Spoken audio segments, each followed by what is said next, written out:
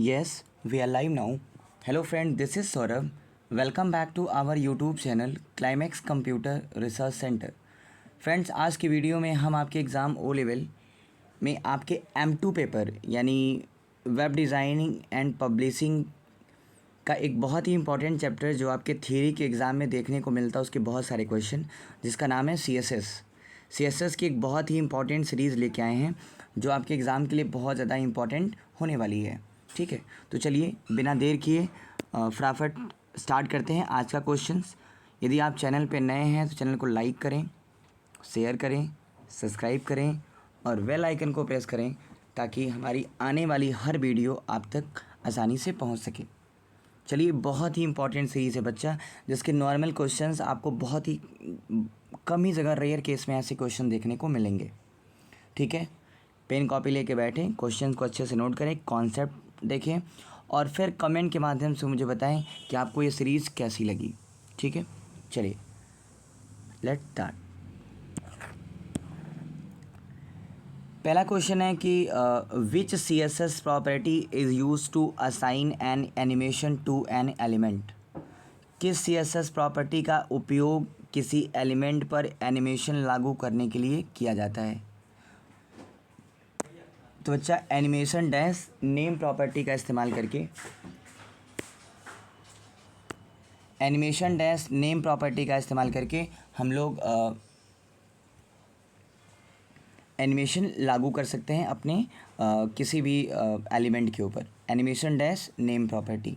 Clear है? अगले question में आते हैं। Which rule is use to define animation stage.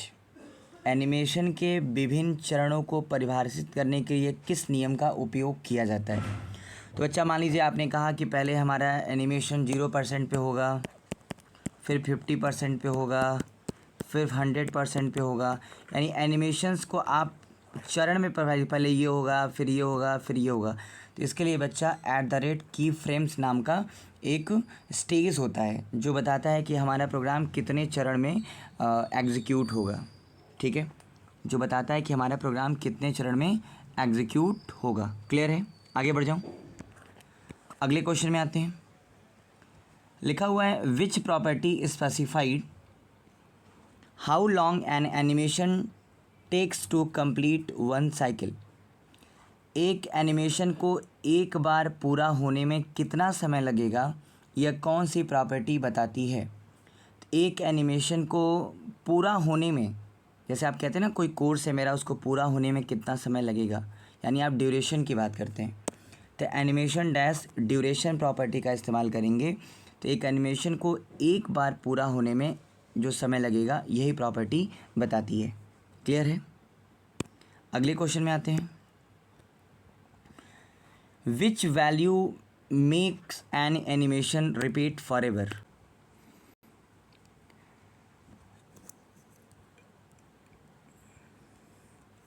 Which value makes an animation repeat for ever. कौन सा मान एनिमेशन को अनंत बार चलाता है? तो अगर आप चाहते हैं कि आपका एनिमेशन अनंत बार चले ना, तो इनफाइनाइट लिखते हैं। क्या लिखते हैं? इनफाइनाइट, अनंत बार, यानी option number C is the right answer. अगले क्वेश्चन में आते हैं, question number 5। Which CSS rule is mainly use to make a responsive website.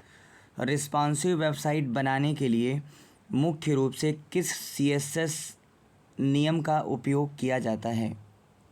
तो देखिए, रिस्पॉन्सिव वेबसाइट बनाने के लिए @मीडिया का उपयोग किया जाता है। किसका किया जाता है?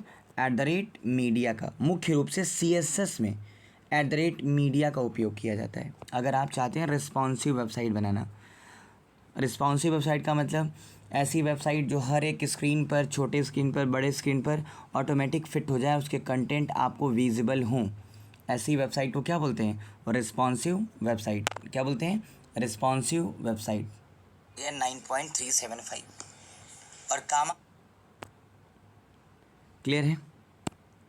अगले क्वेश्चन पे आते हैं।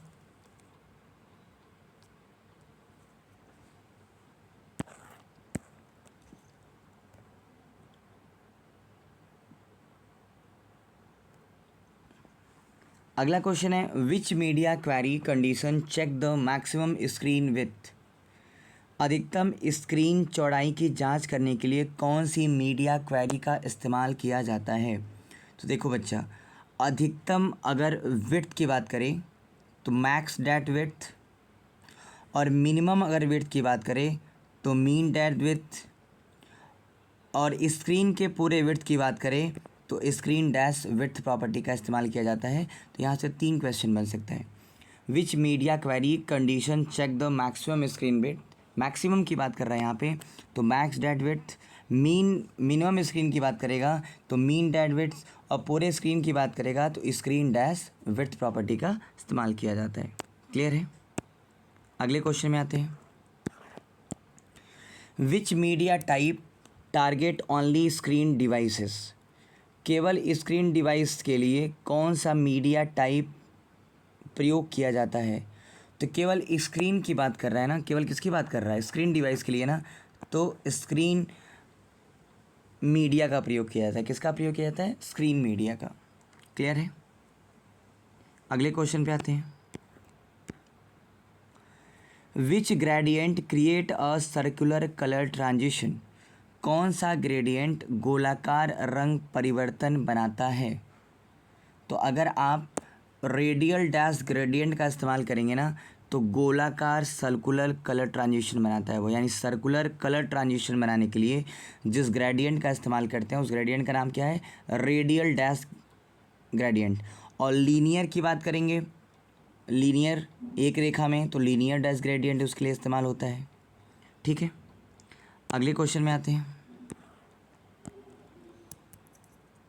Which gradient change colour in a straight line. सीधी दिशा में रंग परिवर्तन करने वाला ग्रेडियंट कौन सा है। देखिए आ गया क्वेश्चन, सीधी दिशा में रंग परिवर्तन करने वाला ग्रेडियंट कौन है, लीनियर डैश ग्रेडियंट। सीधी दिशा की बात करेगा तो लीनियर, और सर्कुलर ट्रांजिशन की बात करेगा तो रेडियल। ठीक है।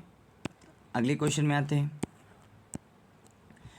विच CSS filter convert an image to black and white. कौन सा CSS फिल्टर आपके इमेज को ब्लैक एंड वाइट में कन्वर्ट करता है। तो बच्चा ग्रे स्केल, ग्रे स्केल जो होता है वो हमारे ग्रे स्केल एक ऐसा फिल्टर है जो हमारे इमेज को ब्लैक एंड वाइट में कन्वर्ट करता है। ठीक है। अगले क्वेश्चन में आते हैं। विच फिल्टर ब्लर एन इमेज। कौन सा फिल्टर चित्र को धुंधला करता है। कौन सा फिल्टर बच्चा, ब्लर फिल्टर। ब्लर फिल्टर हमारे द्वारा इमेज, दिए गए इमेज को क्या करता है, ब्लर करता है। ठीक है।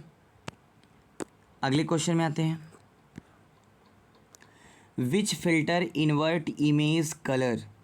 चित्र के रंगों को उल्टा करने वाला फिल्टर कौन है। तो चित्र के रंगों को उल्टा करने वाला फिल्टर बच्चा इन्वर्ट है। इन्वर्ट क्या करता है, आपके चित्र के कलर को क्या कर देता है, उल्टा। ऊपर लाल है, नीचे हरा है, तो जब आप इन्वर्ट प्रॉपर्टी का इस्तेमाल कर देंगे तो ऊपर जो होगा वो हरा कर देगा और नीचे लाल कर देगा। ठीक है। अगले क्वेश्चन पे आते हैं। CSS variable are also known as. CSS variable को किस और नाम से जाना जाता है। तो CSS वेरिएबल्स को बच्चा कस्टम प्रॉपर्टी के नाम से जाना जाता है। किसके नाम से, कस्टम प्रॉपर्टी के नाम से इसको जाना जाता है। ठीक है। बहुत ही इंपॉर्टेंट क्वेश्चन है ये सब आपके O लेवल वेब डिज़ाइनिंग के एग्ज़ाम के लिए, बहुत ही इंपॉर्टेंट। अगले क्वेश्चन में आते हैं। Which symbol is use to declare a CSS variable. CSS में वेरिएबल को डिक्लेयर करने के लिए किस सिंबल का इस्तेमाल किया जाता है। तो डबल हाइफन का बच्चा, किसका, डबल हाइफन का इस्तेमाल किया जाता है, यानी option number C is the right answer. Option number C is the right answer. Clear है। आगे बढ़ जाएं। Which function is use to access a CSS variable. CSS variable को उपयोग करने के लिए कौन सा फंक्शंस प्रयोग किया जाता है। तो CSS वेरिएबल को उपयोग करने के लिए बच्चा वर फंक्शन का उपयोग किया जाता है। किसका, वर। अगले क्वेश्चन में आते हैं। Where are global CSS variable usually declared. Global CSS variable सामान्यतः कहाँ घोषित होता है? तो बच्चा जो ग्लोबल CSS वेरिएबल्स होता है ना, जो ग्लोबल CSS वेरिएबल्स होता है ना, वो रूट में डिक्लेयर होता है। कहाँ होता है? रूट में। यानी option number C is the right answer. अगले क्वेश्चन में आते हैं। What is the purpose of favicon. Favicon का मुख्य उद्देश्य क्या है?